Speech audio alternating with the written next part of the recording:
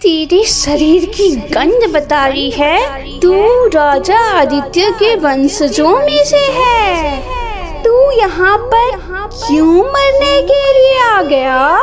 आज रात अमावस्या की रात है। जैसे ही अमावस्या की रात खत्म होगी तू भी पत्थर का बन जाएगा।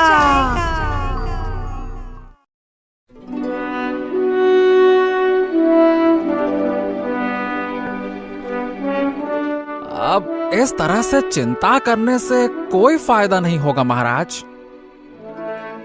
अच्छा, तो तुम ही बताओ मैं क्या करूं? मेरी प्रजा प्यास से तड़प रही है।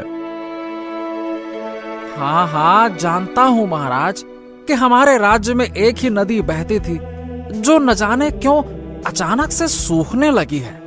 मैं समस्या तो समझ रहा हूँ लेकिन। अरे लेकिन क्या? तुम तो हमारे मंत्री हो वीर सिंह, तुम ही कोई उपाय क्यों नहीं बताते हो? किया तो किया क्या जाए? महाराज, हमारे राज्य के जंगल में एक साधु रहते हैं। कहते हैं कि वो चमत्कारिक साधु हैं। क्यों ना हम उनसे सहायता मांगे? अपनी प्रजा की सहायता के लिए अगर हमें नर्क में भी जाना पड़े तो हम जाने के लिए तैयार हैं मंत्री जी। ये साधु क्या चीज है? चलिए हम अभी और इसी समय साधु महाराज के पास चलेंगे।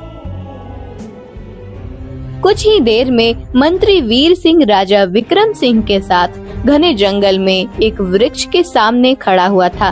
वृक्ष के नीचे एक साधु आंखें बंद किए हुए बैठे थे। अचानक वो साधु आंखें खोलकर राजा विक्रम की ओर देखकर रहस्यमयी अंदाज में मुस्कुराते हुए बोले, तो आखिरकार तुम्हें मेरे पास आना ही पड़ा। साधु महाराज, मुझसे अपनी प्रजा की प्यास देखी नहीं जाती है। हमारे राज्य में एक ही नदी बहती थी। हमारा राज्य उस नदी का पानी पीता था और फसल उगाने के लिए खेत में भी इस्तेमाल करता था।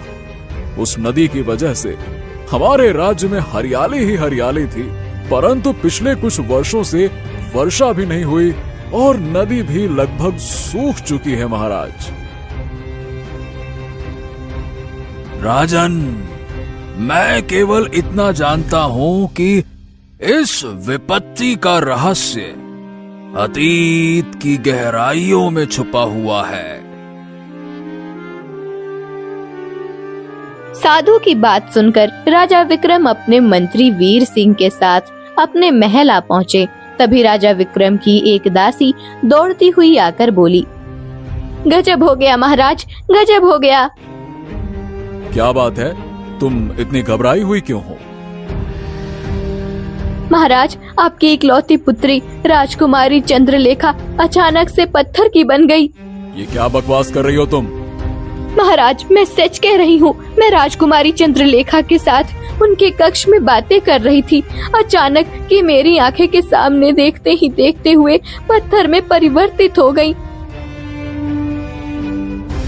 दासी की बात सुनकर राजा विक्रम दौड़ता हुआ अपनी पुत्री के कक्ष में पहुंच गया।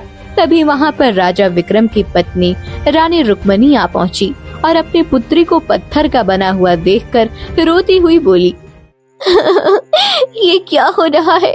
पहले तो राज्य में कि वह नदी सूख गई। नदी सूखने की वजह से हमारा राज्य हरियाली से सूखे में परिवर्तित हो गया और मेरी बेटी पत्थर की बन गई। अरे ये क्या हो रहा है? मेरी तो कुछ समझ में नहीं आ रहा रुक्मणी की आखिरकार ये सब हो क्या रहा है? इतना बोलकर राजा विक्रम मंत्री वीर सिंह से बोले, जल्दी से मेरे पुत्र राजकुमार अशोक को यहाँ पर बुलाओ। अब महाराज, राजकुमार अशोक शिकार पर गए हुए हैं। हमें उनके लौटने की प्रतीक्षा करनी होगी। वाह वाह वाह वाह वाह! हमारा राज्य पानी की एक एक बूंद के लिए तरस रहा है, मगर हमारे राजकुमार अशोक का शिकार करने का शौक ही खत्म नहीं हो रहा है। अरे आखिरकार उन्हें क्या आवश्यकता थी इस समय शिकार पर जाने की? महाराज, मैंने राजकुमार अशोक को समझाया था और साथ ही साथ उनसे ये भी कहा था कि उन्हें इस समय अपनी प्रजा के पास रहना चाहिए। परंतु आप तो जानते हैं राजकुमार अशोक कितने जिद्दी हैं, कहाँ सुनते हैं वो किसी की। राजा विक्रम मंत्री वीर सिंह के साथ अपनी पुत्री के कक्ष से बाहर निकल आया और राज दरबार में बैठकर अपने पुत्र राजकुमार अशोक का इंतजार करने लगा। इधर राजकुमार अशोक अपने 2 सैनिकों के साथ घने जंगल में खड़ा हुआ शिकार की तलाश में इधर उधर देख रहा था कि तभी एक सैनिक राजकुमार से बोला, राजकुमार, हमें लगता है कि हम घने जंगल की ओर निकल आए हैं, अब हमें वापस चलना चाहिए। तुम जानते हो सैनिक कि मैं जब भी जंगल में आता हूँ शिकार किए बगैर वापस नहीं जाता। क्षमा चाहूंगा राजकुमार अशोक, ऐसा है कि हम जंगल के जिस हिस्से में खड़े हैं, कहते हैं कि जंगल का ये हिस्सा बहुत ही रहस्यमयी है। तुम कहना क्या चाहते हो? यही कि यहाँ पर बड़ी ही आश्चर्यचकित घटनाएं होती हैं राजकुमार। इस जंगल को लेकर अपने राज्य में भी अजीबोगरीब अफवाहें फैली हुई हैं। सैनिक ने इतना कहा ही था कि तभी उन तीनों के कानों में शेर की गुर्राहट का स्वर टकराया।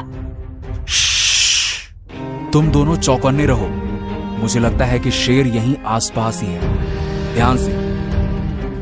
तभी राजकुमार की नजर एक पेड़ के नीचे खड़े हुए एक शेर पर पड़ी, जो राजकुमार को बुरी तरह से घूर रहा था। राजकुमार अशोक ने तुरंत तीर धनुष में चढ़ा दिया और बड़ी फुर्ती से उसे शेर की छाती पर वार कर दिया। अगले ही पल तीर शेर की छाती में घुस गया और शेर घायल होकर जमीन पर गिर पड़ा। शेर के गिरते ही राजकुमार अपने दोनों सैनिकों के साथ शेर के नजदीक आकर घायल शेर को देखने लगा। अचानक शेर वहां से गायब हो गया। यह देखकर राजकुमार और दोनों सैनिक बुरी तरह से आश्चर्य में पड़ गए। ये शेर कहाँ गायब हो गया? राजकुमार अशोक, मैंने आपसे कहा था कि हम जंगल के जिस हिस्से में खड़े हैं वो जंगल का बहुत ही रहस्यमयी हिस्सा है। हाँ, और मैंने भी आपसे कहा था कि यहाँ पर बड़ी ही आश्चर्यजनक घटनाएं होती हैं राजकुमार। शायद तुम दोनों सही कह रहे थे। इस तरह की आश्चर्यजनक घटना तो मैंने अपने जीवन में नहीं देखी।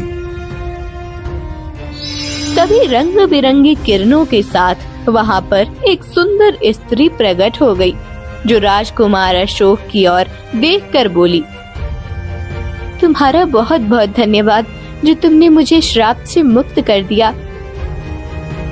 क्या? श्राप से मुक्त कर दिया? मैं कुछ समझा नहीं। आखिर तुम कौन हो और कहना क्या चाहती हो? तुमने जिस शेर के ऊपर तीर चलाया था वह मैं ही थी। बरसों पहले मुझे किसी ने श्राप दिया था।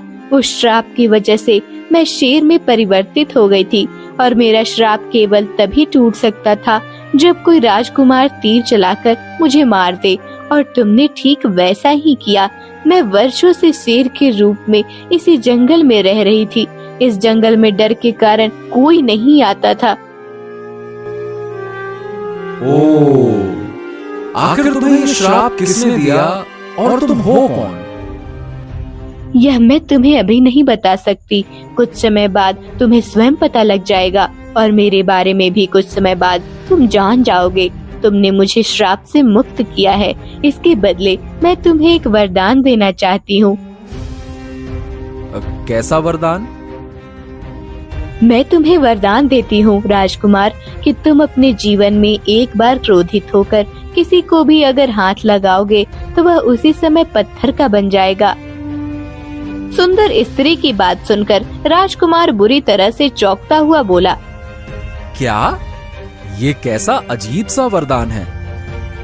राजकुमार अशोक, ये अजीब वरदान कुछ समय बाद तुम्हारे बहुत काम आएगा। इतना कहकर वह सुंदर सी स्त्री रंग बिरंगी किरणों के साथ वहाँ से गायब हो गई। राजकुमार अशोक अपने सैनिकों के साथ अपने महल चला आया। राजकुमार अशोक ने अपने महल के दरबार में कदम रखा ही था कि तभी वो अपने पिता राजा विक्रम और मंत्री वीर सिंह के चेहरे पर चिंता को देखकर वह बुरी तरह से चौंक पड़ा। क्या हुआ पिताजी? आप और मंत्री जी किस गहरी चिंता में डूबे हुए हैं?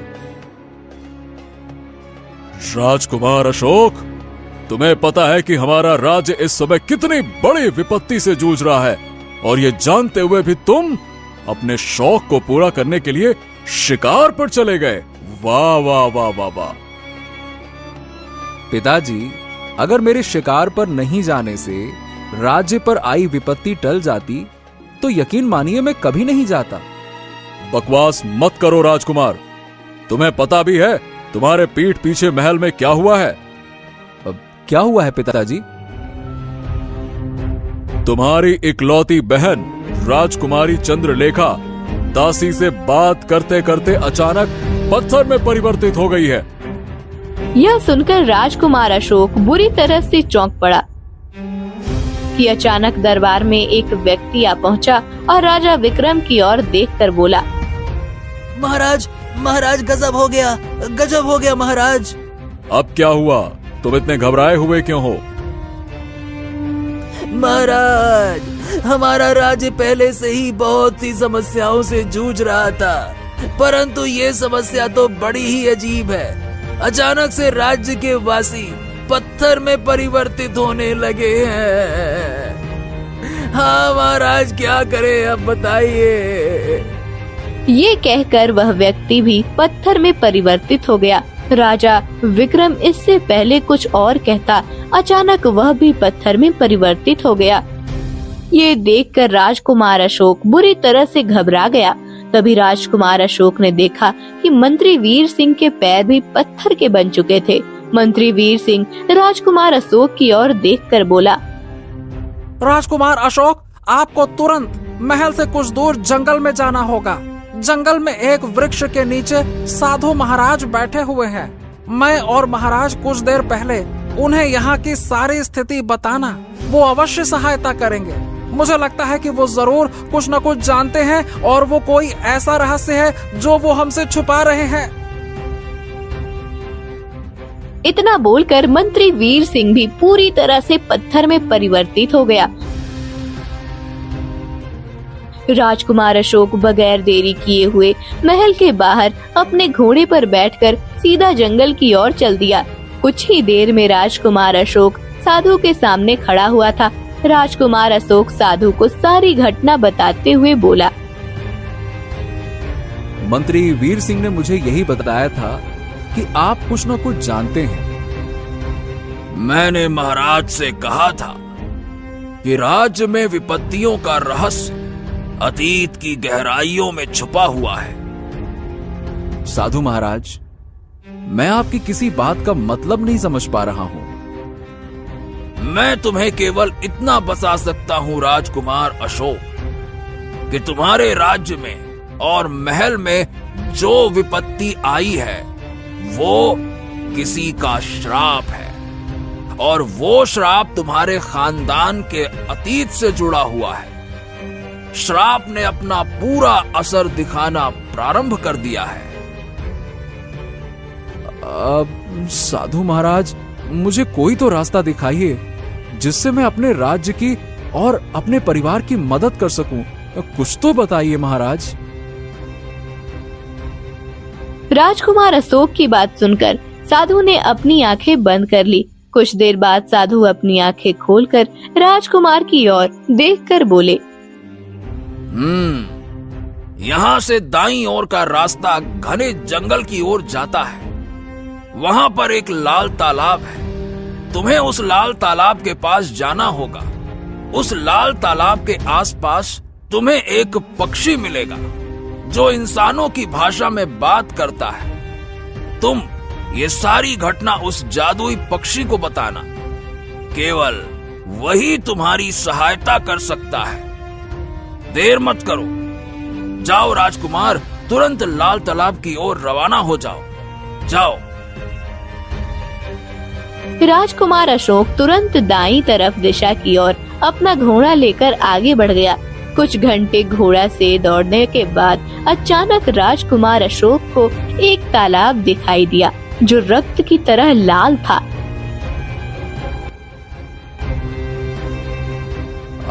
शायद यही वो लाल तालाब है जिसके बारे में मुझे साधु महाराज ने बताया था। तभी राजकुमार अशोक के कानों में एक आवाज टकराई। हाँ, तुमने बिल्कुल सही कहा। ये वही लाल तालाब है जिसके बारे में सुनकर तुम यहाँ पर आए हो। आखिर तुम्हारी हिम्मत कैसे पड़ी लाल तालाब के पास आने की? क्या तुम जानते नहीं कि यहाँ पर जो भी आता है वो जीवित वापस नहीं जाता? राजकुमार अशोक ने देखा तो उसके सामने एक पेड़ पर एक पक्षी बैठा हुआ उसे घूर रहा था। मुझे इस तरह मत देखो।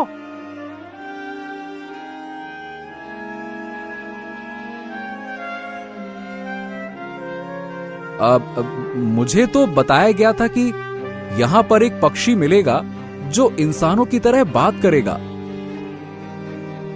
वो सब छोड़ो, ये बताओ कि तुम यहाँ पर क्यों आए हो?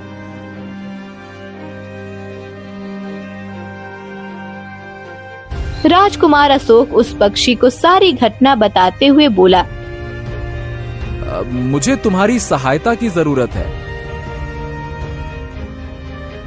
मैं तुम्हारी सहायता करने के लिए तैयार हूँ, लेकिन मेरी एक शर्त है। कैसी शर्त? तुम्हें इस लाल तालाब में एक डुबकी लगानी पड़ेगी, परंतु डुबकी लगाने से पहले एक बात जान लो।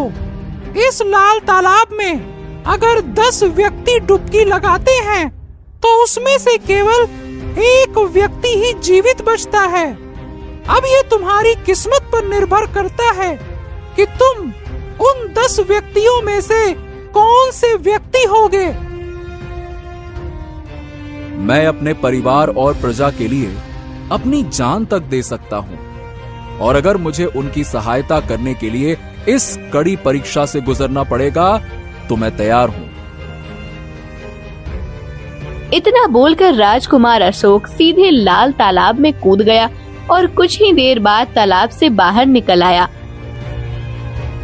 वाह, ये तुम्हारे लिए एक छोटी सी परीक्षा थी राजकुमार अशोक, ये जानने के लिए कि तुम्हारे दिल में अपने परिवार और प्रजा के लिए प्रेम है भी या नहीं। लेकिन तुम तो वाकई में बहुत ज्यादा बहादुर हो। मैं अपने राज्य में और अपने परिवार में आई विपत्तियों का रहस्य जानना चाहता हूँ। तो मेरी बात गौर से सुनो। बरसों पहले तुम्हारे राज्य में तुम्हारे पूर्वज में से राजा आदित्य नाम का क्रूर शासक रहा करता था। एक दिन उसे पता चला कि उसके राज्य में 2 जादूगरनियां रहती हैं। एक जादूगरनी अच्छाई की पुजारन थी तो दूसरी जादूगरनी बुराई की पुजारन थी। राजा आदित्य पहले अच्छाई की जादूगरनी से मिलने पहुंचा और उससे बोला कि वो अमर होना चाहता है, परंतु अच्छाई की जादूगरनी ने उसकी मदद करने से साफ इनकार कर दिया। अब राजा आदित्य बुराई की जादूगरनी के पास पहुंचा। बुराई की जादूगरनी ने राजा आदित्य की बात मान ली, लेकिन एक शर्त पर। कौन सी शर्त? बुराई की जादूगरनी ने राजा आदित्य से कहा कि वो एक ही शर्त पर अमर बन सकता है, अगर वो अपने पुत्र की बलि शैतान को चढ़ा दे तो। ये सुनकर राजा आदित्य बुरी तरह से क्रोधित हो उठा और उसने उसी समय अपनी तलवार से उस बुराई की जादूगरनी की हत्या कर दी और वहां से चला गया। मगर वो नहीं जानता था कि बुराई की जादूगरनी अपनी आत्मा शैतान को सौंप चुकी थी। मारने के बाद वो एक डायन में परिवर्तित हो गई और उसने राजा आदित्य के राज्य को एक अजीब सा श्राप दे दिया। अच्छा, तुम मुझे ये बताओ कि मुझे वो डायन मिलेगी कहाँ और उसके श्राप का अंत कैसे किया जा सकता है? मैं तुम्हें केवल उसके स्थान पर ले जा सकता हूँ। तुम्हें उस डायन को समाप्त करना होगा। अच्छा, मैं उसे कैसे समाप्त कर सकता हूँ? राजकुमार अशोक, जिस तरह से लोहा लोहे को काटता है, उसी तरह से उसके श्राप को उसका ही श्राप काट सकता है। इससे ज्यादा मैं तुम्हें कुछ नहीं बता सकता। अगर इससे ज्यादा मैं तुम्हें कुछ भी बताऊंगा तो मैं भी पत्थर का हो जाऊंगा। राजकुमार अशोक गहरी सोच में डूबता हुआ उस पक्षी की ओर देखता हुआ बोला, ठीक है, तो फिर मुझे वहां ले चलो जहां वो डायन रहती है। राजकुमार अशोक ने इतना कहा ही था कि तभी वो पक्षी सीधी दिशा की ओर उड़ने लगा। राजकुमार अशोक अपना घोड़ा उस पक्षी के पीछे दौड़ाने लगा। कुछ ही देर में वह एक खंडहर के बाहर खड़ा हुआ था। पक्षी राजकुमार अशोक की ओर देखकर बोला, तुम्हें इस खंडहर के अंदर अकेले जाना होगा।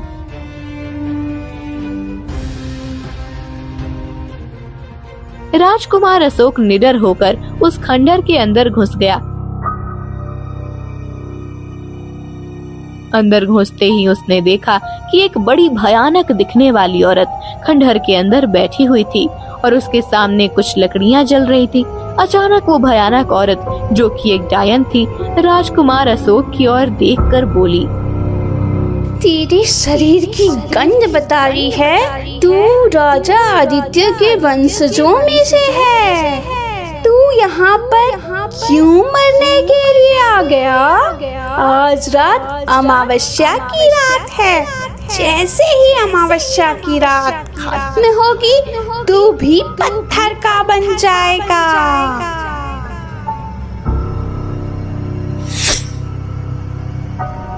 हाँ, तुमने सही पहचाना। मैं यहाँ से डर कर जाऊंगा नहीं, बल्कि मैं तो तुम्हें समाप्त करने आया हूँ। इतना बोलकर राजकुमार अशोक ने अपनी तलवार निकाल दी।